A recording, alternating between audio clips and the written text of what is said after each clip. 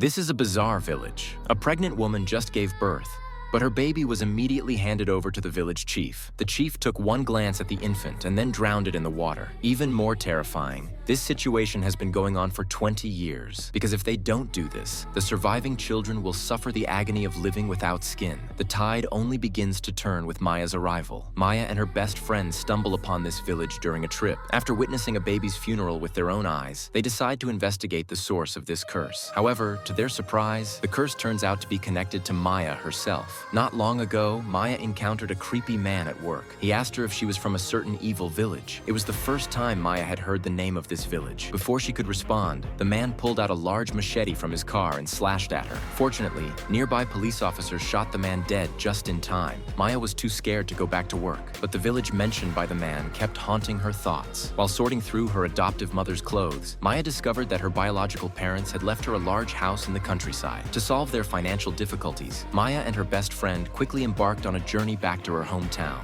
When they passed by a big house, Maya immediately recognized it as the one in the photos, except it looked dilapidated and seemed to have been uninhabited for a long time. After asking around, Maya learned that her parents had passed away many years ago.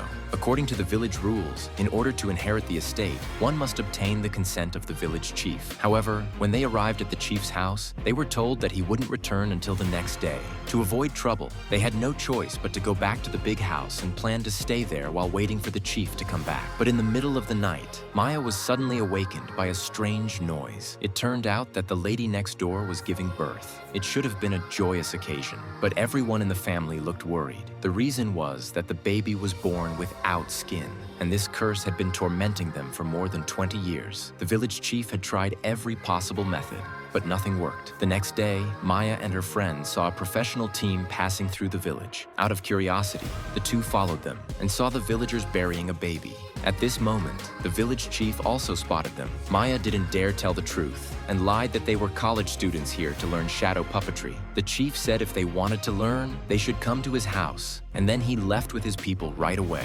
Maya and her friend also sensed that something was unusual about this village. In order to inherit the estate as soon as possible, Maya went to the village supermarket to inquire about the house. But the supermarket owner told her that the house used to be a demon's residence, and that demon had brought a terrible curse upon the village.